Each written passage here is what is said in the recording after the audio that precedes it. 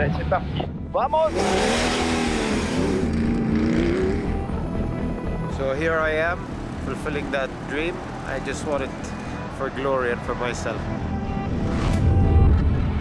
Regarde-moi ces paysages, bon Dieu. C'est extraordinaire.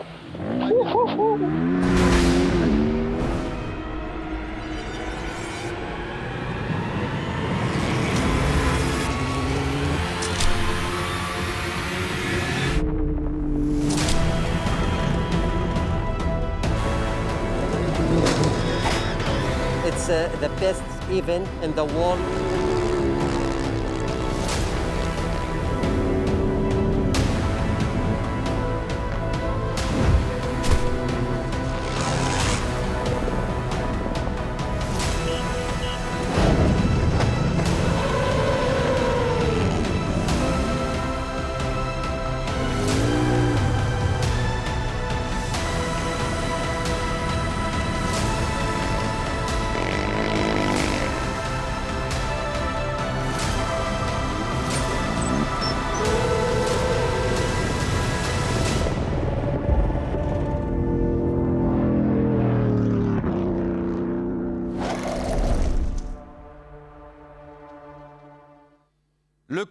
The countdown has started 34 days before the start of the greatest rally raid in the world. Ladies and gentlemen, hello and welcome to the presentation of the 2022 Dakar.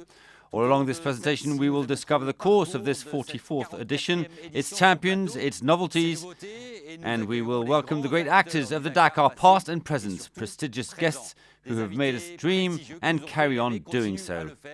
But before unveiling the secrets of this new Dakar in Saudi Arabia, let me introduce the director of the Dakar, David Castera. Bonjour à tous. Hello to you all. The course is ready, and thanks to Saudi Arabia and the many course possibilities it has to offer, this course is once again 70% new. This year, we wanted to offer sand, sand and sand. Under what form? Firstly on tracks, sandy tracks with far less stones, but also dunes. Every stage will offer its portion of dunes with, of course, different difficulties. But sand will be the main asset of this edition. And David, other major novelties, this 2022 Dakar will launch the FIA and FIM Rally Raid World Championships. Explanation.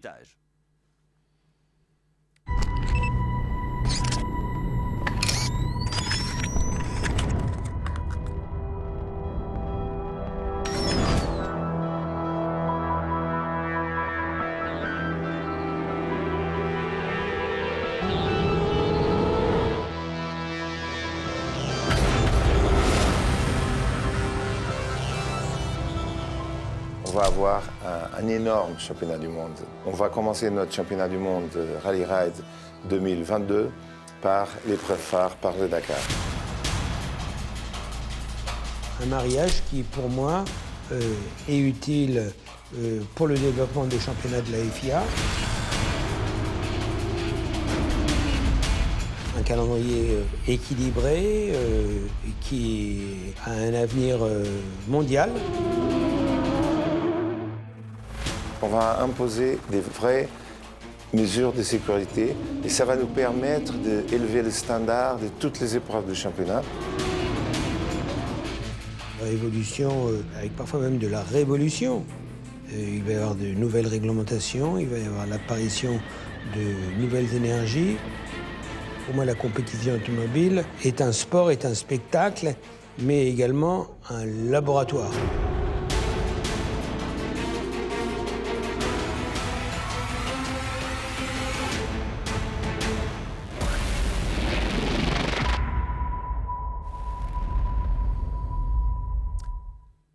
And this World Rally Raid Championship will kick off in 34 days with the first stage of the Dakar. David, it is of course great news for the discipline. Indeed, it's great news, and I wish to thank the two federations with which we worked hand in hand all along the year to prepare the new rules. It'll be an opportunity for us during these 5 events to see all these champions fighting it out for these new world titles in the car class and carry on doing so in the bikes. So 2 tiles to conquer and drama all year round.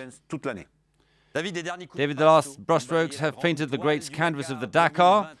You recently came back from the last reconnaissance in Saudi Arabia. Let's now take a look at those famous recce's.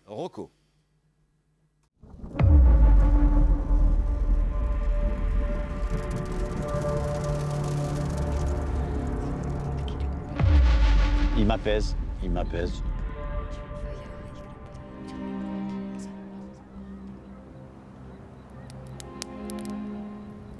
Parce que voilà, il y a une forme de silence, il y a une forme de calme ici. Les notions de temps sont différentes.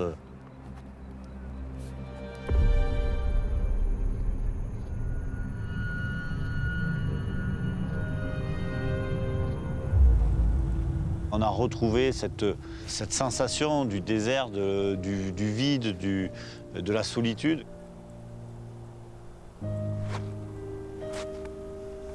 Depuis qu'on est ici en Arabie Saoudite, il y a surtout un vrai plaisir du retour au désert absolu. Et ça fait du bien d'avoir sa petite dose de désert de temps en temps, ça remet les choses à leur place.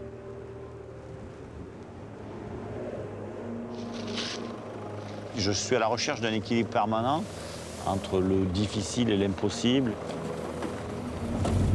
Je suis plutôt tout le temps sur le fil de savoir où je dois doser, comment je dois doser, pour que ça plaise aux uns et aux autres et que tout le monde y trouve, entre les amateurs et les pros, son chemin, son plaisir et son aventure. On met un waypoint en haut et on est ceux qui passent, non ? Ok, on met un waypoint.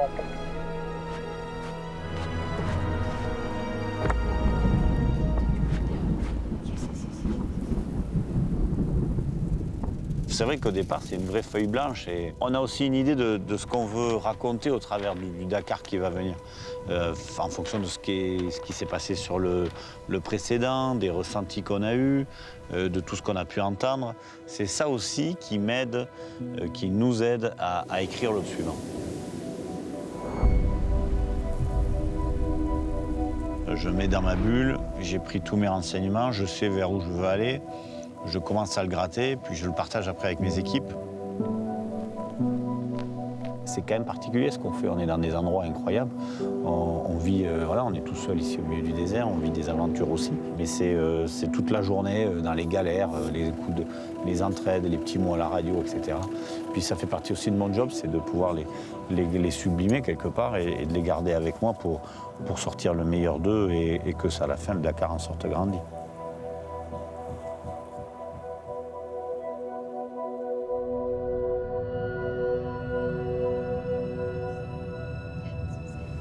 Il y a quand même quelque chose de fort ici.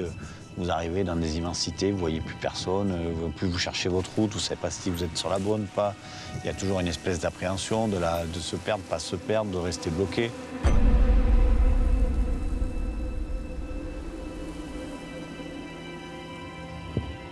Si on trace leur allié, on ne le trace pas pour nous, on le trace pour eux.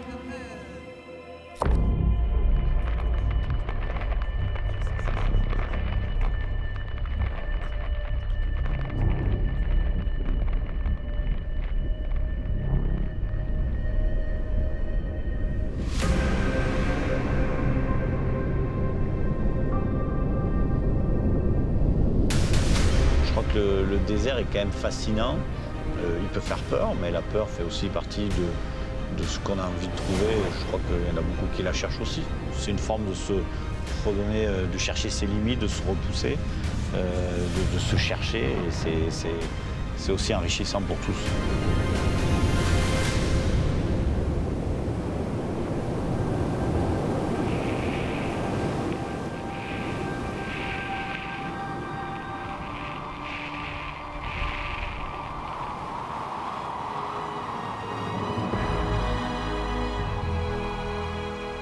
C'est une libération, le désert, c'est un apaisement quelque part, c'est un apaisement parce que voilà, on se retrouve nous, le désert, le reste on l'oublie et ça permet de vivre autrement et différemment.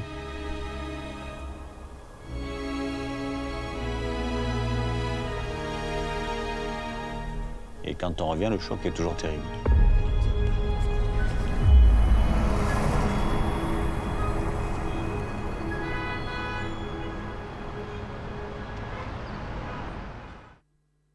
It looks exciting, even if it hasn't been very restful for the Dakar teams, David. We've got some prestigious champions that have joined us. Kevin Benavides, he won his first victory on a bike last year. Manuel Andujar, also from Argentina, winner on a quad. And Mr. Dakar, Stéphane Pétérancel, who won for the 14th time 11 months ago. So, gentlemen, good morning. Welcome to Paris.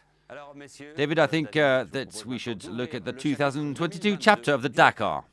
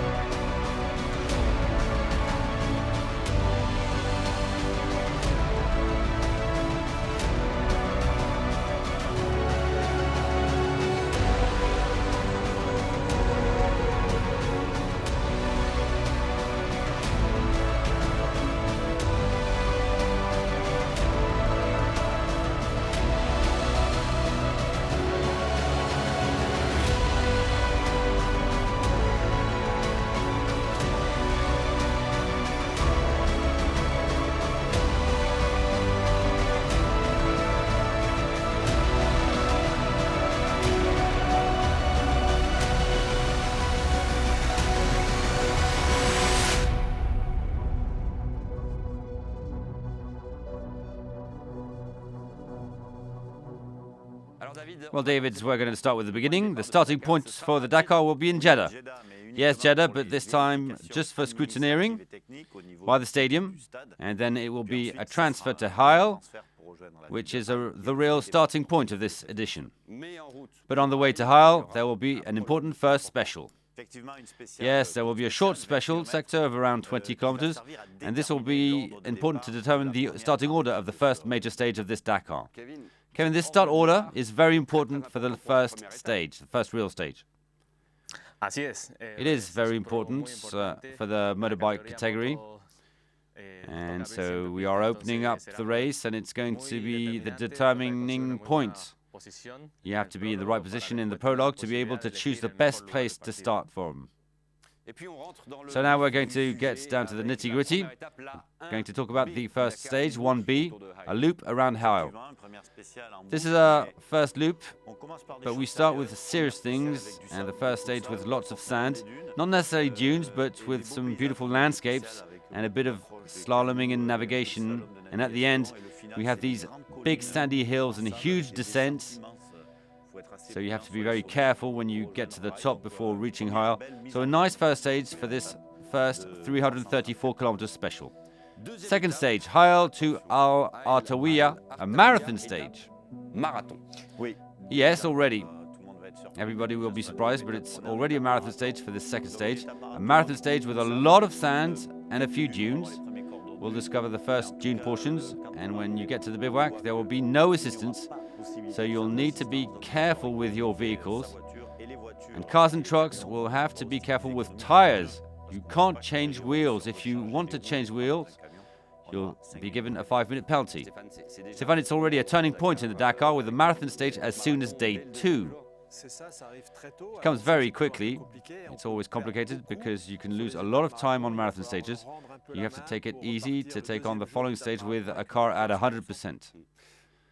Manuel, it means that on a stage like that one, you have to ride at 50 or 70%. You have to be careful with your machine. Yes, at 70% to maintain a good rhythm, but without damaging yourself or the vehicle. It's only the second stage, and you can't finish as soon as possible to have your team take care of the mechanical side. So you have to be careful to reach the bivouac in good state.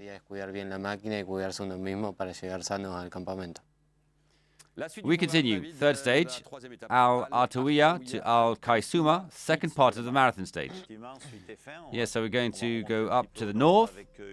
There'll be a special in 3 parts with some stones at first, sand and dunes in the middle, and at the end it's a lot faster. A special that allows you to reach quite rapidly the city of Al Kaisuma, but we're going to ramp things up in terms of navigation. Stage 4, Al Kaisuma towards Riyadh, the capital. Heading south to the capital Riyadh, the longest special of this edition with a total of 470 kilometers. The beginning is complicated. Lots of tracks, lots of navigation for the first 150 kilometers. And then you've got dunes and tracks to the finish. But you have to be careful in the first part of the special. David, stage 5, a loop around Riyadh. We're indeed going to stay 4 nights in the city of Riyadh. First loop in the east, southeast. Special that takes us into Rios, rocky in the first part. And then you have to keep energy because all the final part is in dunes. 60 kilometers of dunes with nice big dunes. It won't be easy on this loop. Toute fin spéciale, donc pas évident de sortir de cette boucle. Stage 6, a second loop around Riyadh, but west this time. The western side this time. Once again, we have a long special with over 440 kilometers. A nice special. I really like the final part with nice sand tracks and wonderful landscapes and dunes in the middle.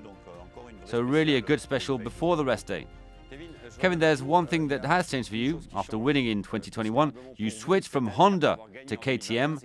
What's this change represent for you?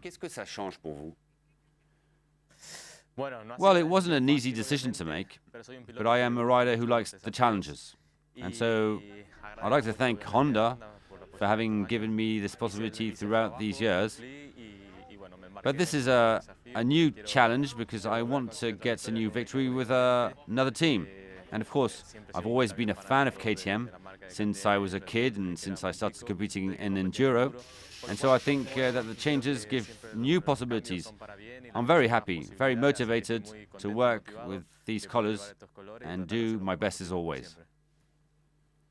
So rest day in Riyadh, that each year welcomes a stage of Formula E. A good transition to talk about the future of the Dakar. The Dakar future has already started.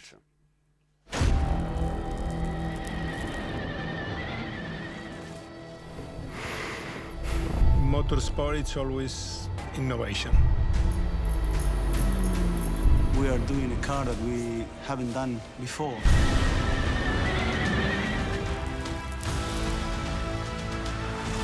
Pour aller faire une compétition telle que le Dakar et d'aller la faire en hydrogène, c'est très innovant.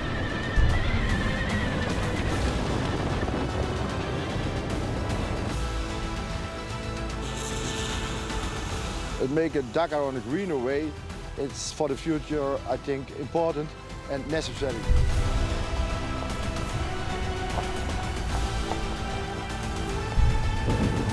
How we imagine in the future, we believe in the battery cars. This is the future for us. Donc l'intérêt du moteur à combustion à l'hydrogène, c'est qu'il n'y aura pas d'émissions de CO2. Un des premiers objectifs, ce serait d'être présent sur le Dakar 2023.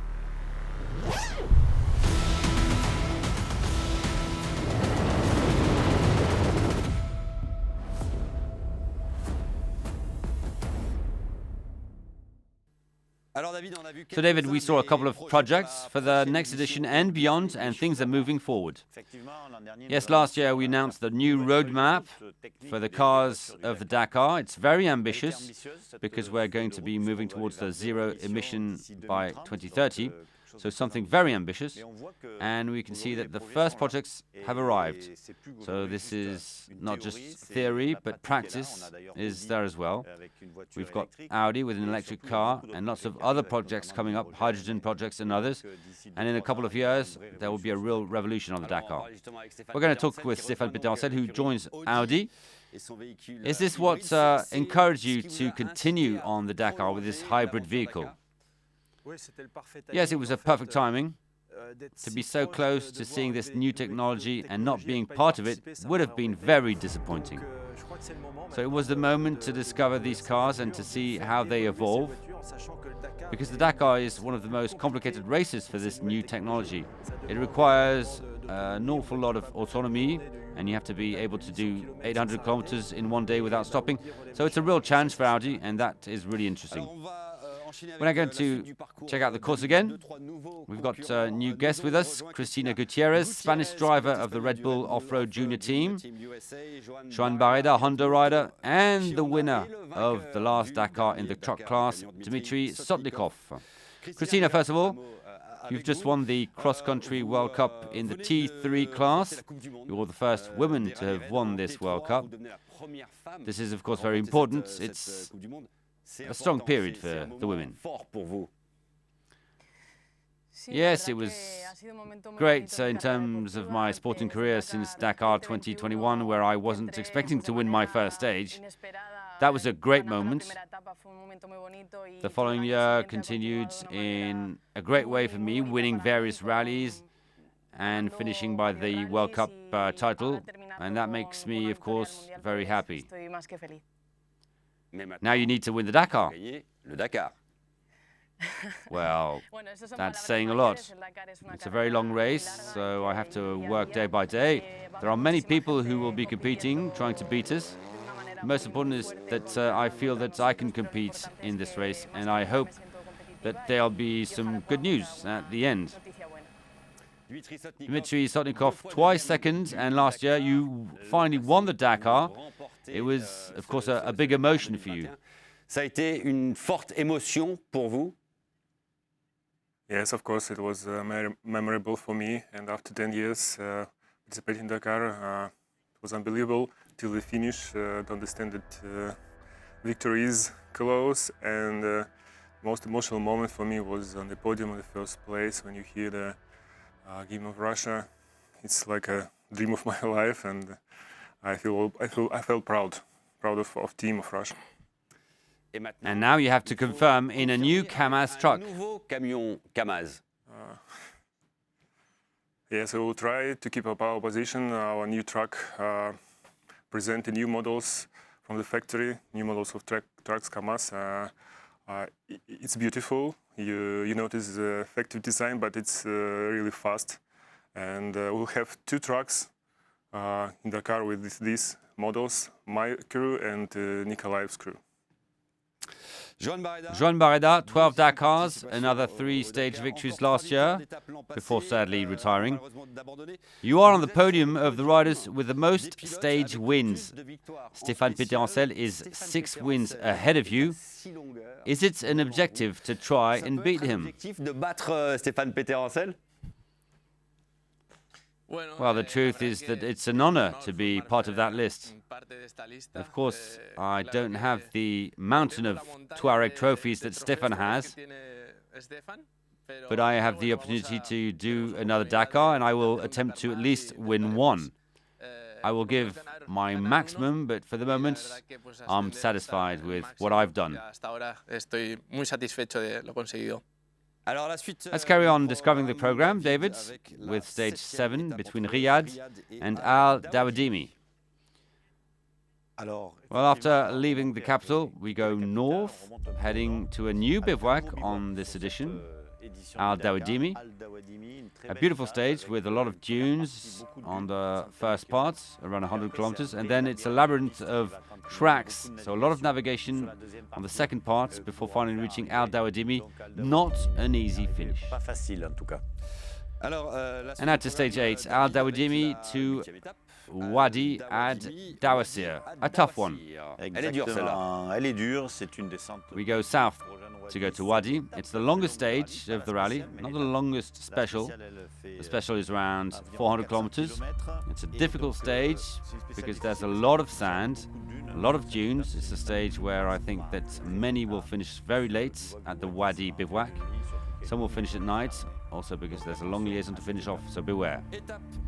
Stage 9, a loop around Wadi Ad Dawasir. Yes, it's a loop, and there's a reason for that. A short loop, a short special, because for us we need the late competitors to catch up after the previous day. We need to gather everyone together. The pressure drops slightly. A nice special, navigation, a lot of little canyons, climbs to find. Very nice special, although it's short. It's around 290 kilometers. And we carry on with stage 10, Wadi Ad Dawasir to Bisha. We go to Bisha. It's not a difficult stage, 374 kilometers to be covered. Quite fast, a lot of tracks. I believe it's the only special with no dunes. And on that stage, we'll have the opportunity to see a rather interesting rock that you saw during recce's. It has a special shape. Yes, indeed. Some might not see it, but you can guess there's a little car up there. Nice sign for the Dakar that goes there. Stage 11, a loop around Bichat. A loop where nothing will be played. A difficult stage awaits around Bichat, 345 kilometers, with almost only dunes and sand. Everything can change there. Big and smaller dunes, very soft sand. It's the penultimate stage of the Dakar. Stéphane, last battle, that's where you can win or lose a Dakar. That's where the mental aspect is essential. You can lose the Dakar on each and every kilometer, even in the last special if it's easier. Every kilometer is a trap. You have to stay focused until the finish line, and that's why this race is so beautiful. You can't afford a mistake. If you want to finish with a good result, you have to be consistent at all times. That's the key of the Dakar, being consistent. And the last stage of this Dakar, Bichat to Jeddah. We finished with a little special, 163 kilometers, an easy special with no major difficulties. You have to stay focused on navigation with a multitude of tracks so specific to Saudi Arabia. Difficulty should be navigation before reaching the city of Jeddah for the podium and the final ceremony. A reaction to this course, Dimitri? A course with a lot of sand. For me, it's for Team Kamaz. It's better as difficult rise. It's better for us because you can fight, you can do everything you want, and your level of the pilot of the crew will rise after this race. Joan, your reaction on this course that you've just discovered? For us, it's positive. I like it.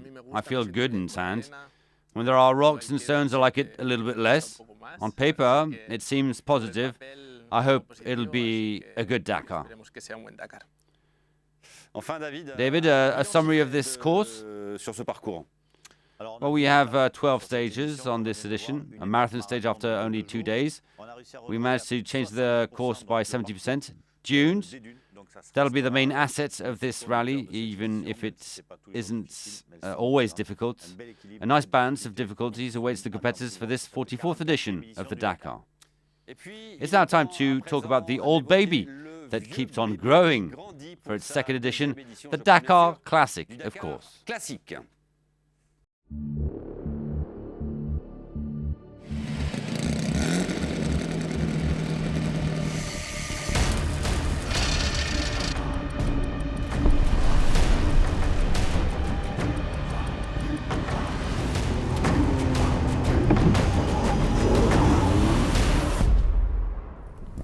Venir al Dakar Classic es una de las cosas más emocionantes que se pueden hacer en la vida.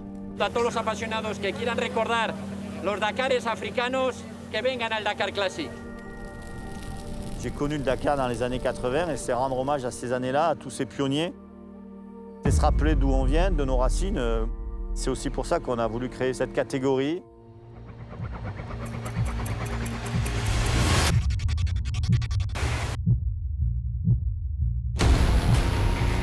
It's like I'm driving Beyoncé. Non, mais y a pas de piste, putain! Hace 40 años este modelo fue el vencedor, el primero que ganó la categoría de auto. Bien. Au bout du temps, on était en retard. Yep. 302. No tenemos. Elle était dure celle-là. Hein. C'était dur, hein ouais. Putain. Mais elle était bien. It's a pleasure and an honor to welcome two other legends of the Dakar. 4-time winner of the event, Mr. Ari Vatanen, and the 7-time winner of the Dakar in a truck, Vladimir Chagin. With Stéphane Péterancel, that's 25 Dakar titles in a same room and close to 200 stages won if you add those claimed by David Castera. David, the Dakar is made of great champions, legendary vehicles and memories that pushed you to create the first edition of the Dakar Classic last year.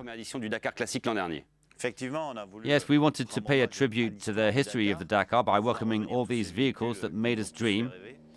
While last year there were few competitors because of the COVID pandemic, this year we have over 150 cars and trucks for this adventure. An adventure that will be a parallel to that of the Dakar with different courses, although the stages are the same. The Classic isn't a race against the stopwatch, it's a regularity race. We've added more navigation, there will be parts with navigation as well. It's also a competition, but not a competition against time. And the course is, of course, adapted to the vehicles. Harry Vatanen, you must be delighted to see legendary vehicles reappear on the Dakar. Of course, all of us, like Stéphane, who did the Dakar in the 80s and 90s in Africa, we realized what joy it was and what freedom we had. It was an adventure. Of course, there was the competition, but it was a human adventure. For me, it was my comeback to life after my almost fatal accident in Argentina in 1985. It was a return to life. Now, when I think about it, I was very lucky in life. I was privileged. To make the memories come back thanks to the Dakar Classic is magnificent. So, very good idea, David. Stéphane Péterancel, you were on a bike at the time. Your first Dakar was in 1988. What memories do you keep of Harry Vatanen? Well, first of all, I had a passion for car rallies. So, of course, I followed his world championships. He was an idol. When I passed my driver's license, I would try to go sideways and slide. And I would say, I'm doing an Harry Vatanen. It was the image of that time. Then our paths crossed during my first Dakar. I remember seeing the 405 Peugeot going through the Ténéré full speed ahead. They would catch us. The bikes took off in front, but the cars were so fast that we would get overtaken during the day. I strongly remember that car that we see behind. Vladimir Chagin, what does it mean for you to be here in Paris alongside Harry Vatanen and Stéphane Péterancel? You too are part of the legend of the Dakar. Well, as part of Camis Master, I took part in the Dakar in 1990. I was 20 years old. It was the first time that I saw Harry Vatanen. He was a superstar for me, a sports legend, a very successful and fast driver. The feeling I had at the time was incredible. I was 20 years old and I was standing beside him. At the same time, I have the same feeling today, a feeling that I'll keep for my whole life. He's a legend and an example for the drivers of the future. David, I suppose you wouldn't mind seeing Vladimir or Harry driving a car in the Dakar Classic? Oh, I would love it. The idea is to have the vehicles, but also have the men. Harry was talking about it. The Dakar is also a human story. And having them with us would be great. We would go beyond what we had planned.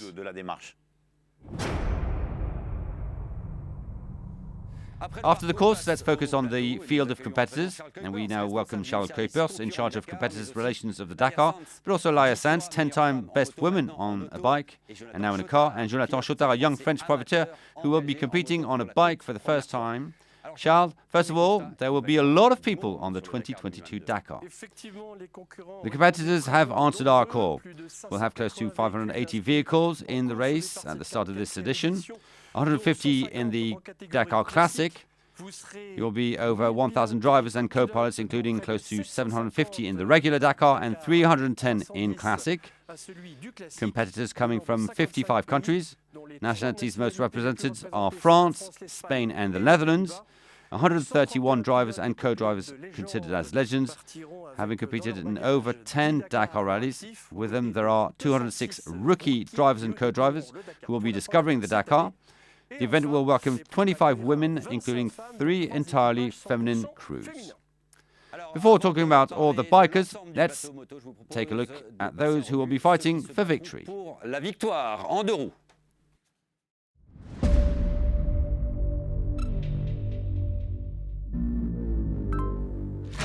Seven factory teams, 5 former winners. There's going to be an almighty rumble in the bikes.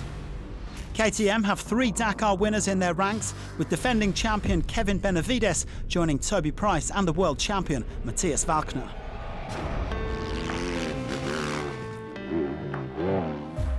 Gas will also be a team to watch, with 2017 winner Sam Sunderland and the new kid on the block, Daniel Sanders.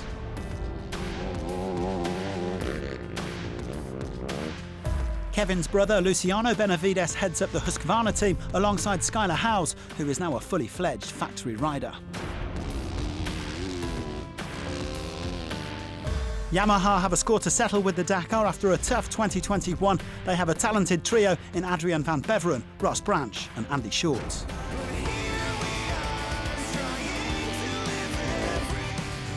Honda are gunning for a 3rd straight title. Pablo Quintanilla joins forces with 2020 winner Ricky Brabec, Nacho Cornejo and Joan Barreda.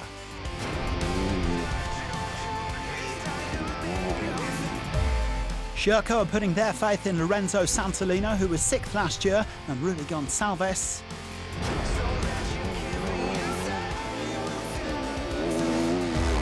Finally, the Hero Motorsports team welcomed the experienced Franco Caimi, who'll be looking to shine alongside Joaquim Rodriguez.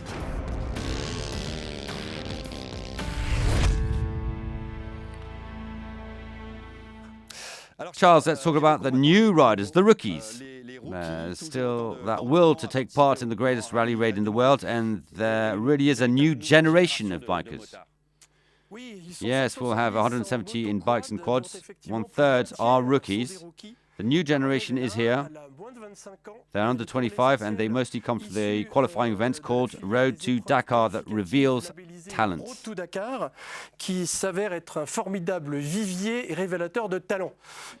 And among the newcomers, we have Jonathan Chotard, of course, a young amateur French rider who will be discovering the Dakar. You didn't choose the easy way. You've registered in the original bimotul class for bikers with no assistance.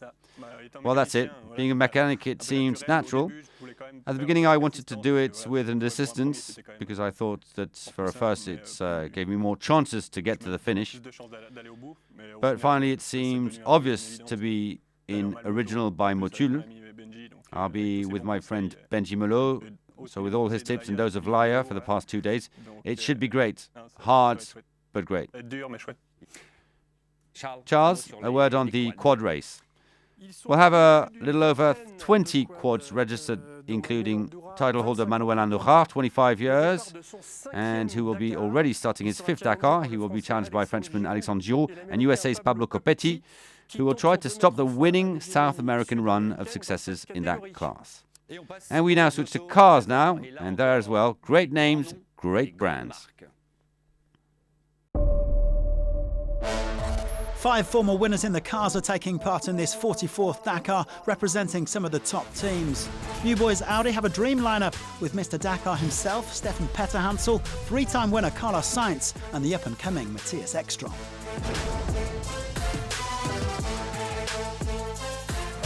Toyota Gazoo Racing are back with their T1 Plus Hilux. Nasser Al-Attiyah and Janil de Villiers are both hunting for more success. Local hero Yazid Al-Raji is also one to watch. He'll be getting behind the wheel of a T1 Plus Toyota Hilux with overdrive.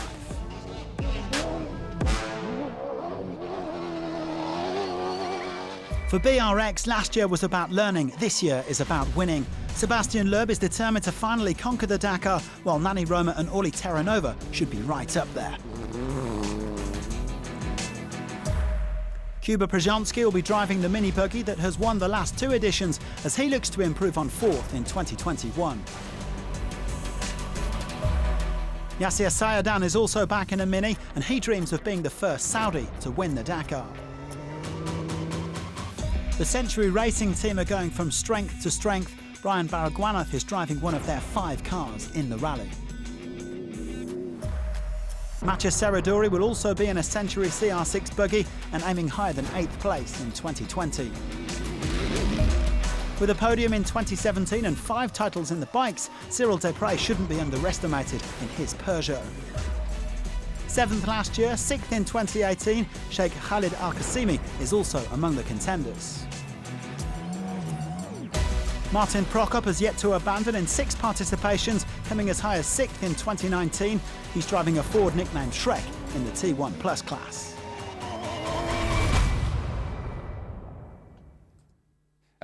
David, there's one name that strikes us all, and that's Audi. Indeed, Audi is here this year due to the new rules known as T1U. Hybrid cars for this year. A revolution is launched on this Dakar. The change is coming, and we're very proud to welcome Audi that marks the beginning of this new era on the Dakar. Stéphane Péterancel, how's the preparation in the Audi team? Indeed, this Dakar will be your first race. We had planned to compete on the Morocco Rally and in Abu Dhabi, but we're late on the development. The car has been on its wheels for 4.5 months, and it's rolling. Step by step, we're improving, and we're dealing with the little issues. Today, we're almost ready to start the Dakar, but it's a complicated challenge. By its conception, it's a complicated car with an electric engine and a thermic engine that runs constantly. All that is dealt electronically. It's interesting, very interesting. I didn't think I would have so much pleasure to develop a car with the base of an electric engine. We have potential in terms of performance and acceleration. This new technology allows us to discover another world, tomorrow's world, in motorsports. I'd also like to talk about co-drivers. They have a key role, and Stéphane, you're well placed to notice that, especially on a Dakar with a lot of navigation. Well, of course, navigation side has always been important on Dakar, and it became even more so in Saudi Arabia, which is something good. In the cars, you have to have a high-level co-driver, and also to have perfect communication. That's really important. When you have the same nationality, it gives an advantage. I was lucky enough to do my first Dakar last year with Edouard Boulanger. He was a former mapman, but also a former biker on the Dakar. He did the Dakar once on a bike. He did many Le Touquet Enduro races. So we really have the same vision of dangers, the same vision of the roadbook difficulties. It's clear and super important to have a very good co-driver. Laia Sanz, new experience for you in cars. Talk to us about your project in a Mini. Yes, I'm very happy. For me, it was important to have a good car, a reliable car. It's a car that proved a lot for sure. That's the ideal car to learn. We hope not to have any issues, to improve day after day. It's perfect to be in a team with so much experience and so many professionals. It's a real pleasure. The categories that are booming concern the lightweight vehicles, T3 and T4 SSV. Well, first of all, David, can you explain the novelties concerning T3 and T4? Well, first of all, the T4 is a series vehicle. These little buggies that you know and that remain very close to their origins. They're, of course, adapted in terms of security and fuel tanks for the competition. Then you have the T3, which is the evolution of these vehicles. They are what you call prototypes. You're allowed much more freedom in terms of work on these vehicles. It's faster. The motor flange is more open. So on the rally, we have three major categories. The T1 are the top cars, then the T3, which are average, and the T4. But the T4 is a very good vehicle, very easy to drive and learn the rally. Before going to cars, it's a perfect way to discover the Dakar. Let's now look at those who will be fighting for the titles. Two kinds of lightweight vehicles, two very different rallies, starting with the prototype T3s. Last year's winner, Joseph Mahacek, is chasing his 7th Dakar victory in all categories at 64 years of age. Red Bull are putting their faith in talented youth. Cristina Gutierrez, who has just secured the World Cup title, is joined by the Americans Seth Quintero and Mitch Guthrie, while Guillaume de Mévius, the son of Gregoire, makes his debut. PH Sport are back with an improved Zephyr, which is just as quick and no doubt more reliable. While in the T4s, the SSVs, the competition will be even fiercer. Jaleco Lopez starts as the favourite as he goes in search of his 3rd win on 4 wheels. And the Can-Am Factory South Racing team have plenty of other contenders. Austin Jones and Aaron Domzala, who finished on the podium behind Chaleco last year, and the experienced Gerard Fares, who is gearing up for his 15th Dakar. Poland's Goksal brothers are also seriously quick. Michał was 4th last year, with Marek in 8th. Former quads winner Sergei Karyakin is looking to bounce back and improve on 2nd place in 2020. Salah Al Saif is the category's rising star and has the advantage of driving on home soil. The Saudi won a stage last year and he's now targeting the title.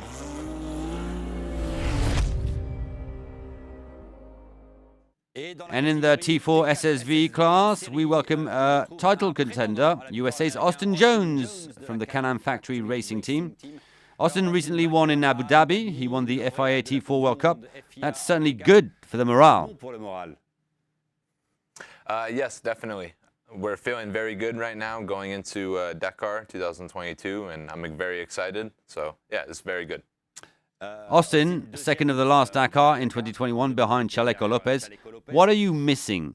Is it experience? Yes, so definitely a little bit more experience will help. So for this year, we pace out our race like we did last year and try to change a couple of little things that we struggled with last year, and hopefully we can put it all together and go for the top spot this year. Last category, the trucks, and here are the candidates for victory.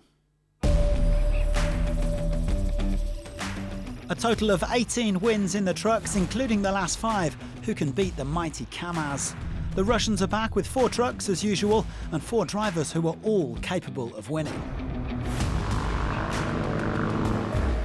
Martin Matchik will have the support of a 2nd truck as he targets the podium. Alex Lowprice also flying the flag for the Czech Republic, and he already has 8 top 10 finishes. A 3-time winner in the quads, Ignacio Casale made a successful switch to the trucks last year, coming 9th, and he's hungry for more. Tim Mamouet have joined forces with the De Roy team, and Martin van den Brink will be hoping to take his Iveco higher than last year's 8th place.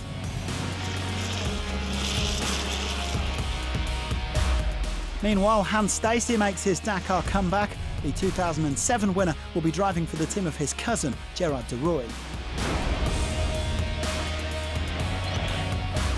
Hino have always been consistent performers on the Dakar.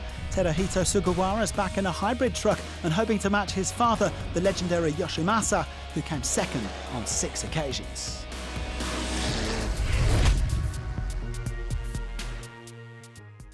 Let me now welcome Martin Matchik from the Czech Republic. 4th last year and hoping for our first title in trucks. Martin, welcome to Paris. First of all, is it possible to beat a team as structured as Kamaz? Well, I think it is. You need lots of luck to do it. You need a best team you can have, and also the vehicle and also the crew. We are working on it the last 10 years, so I hope this year it will be it. And but you can never predict Dakar, especially Dakar 2022. But I'm looking forward to fighting the best, and now Kamaz are the best, and maybe we will be. So you will see. Can you talk about your Dakar 2022 project with this truck fighting for victory, hopefully? Well, I wanted to decide if you go with a new truck or with the old truck.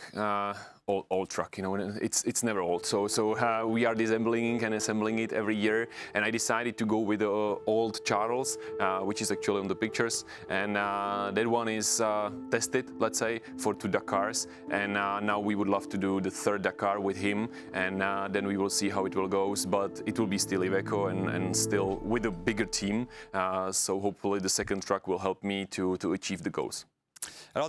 David, other main novelty, we have more and more eco-friendly trucks. Indeed, it answers the guideline that we set last year, and the trucks are also moving forward strongly on this path with electrical assistance. We have a truck being prepared with hydrogen that will be present on the Dakar. So we're going fast, and I believe that the trucks can actually go faster because they have more space. Often the problem with batteries is that it takes place, it's heavy, the hydrogen bottles as well. But we have a truck arriving on this truck that will be present for demonstration on the 2022 Dakar. It's at the end of this presentation. Thank you very much to all our guests. Thank you for following. David Castira, director of the Dakar. The final word is for you. Well, you know all the ingredients that await for this adventure in January. Now we let you prepare. You have 1 month left, and I'll see you in December in Jeddah for the start of this Dakar. Mais c'est un rêve le Dakar. Ça fait 45 ans que j'ai envie de ça. Let me do it. I just want to do this. You know, there's a goal, there's a dream. I want to do Dakar in the kingdom. I hope this journey begins now and will last for a long time. Je me suis trouvé bloqué dans le canyon qui est juste en bas là. Ah, je voulais sortir de là, mais j'aurais pas pensé qu'il y avait cet enfer là à monter là. You know, you want to run before you can walk, but you have to really remind yourself in rally racing that you need to walk. Where's the main track anyway? Here, somewhere. Il faut que j'aille au bout. Il faut que j'aille au bout. You win some, you lose some. Today I lost. If you want to do it one thing very well, you shouldn't be thinking about something else. But I believe everything happens for a reason, and I have a good story to tell now. In anything in life, everything has once a first time. And in 308 meters, kept 293, average. 20.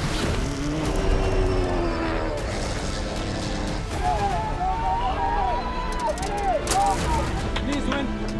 I will remember you.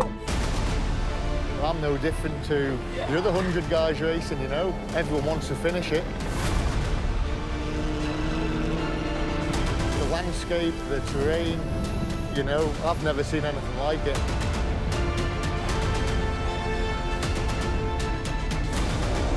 Every stage makes me closer to make a dream come true. Anybody who races the Dakar will be a changed person when it's over.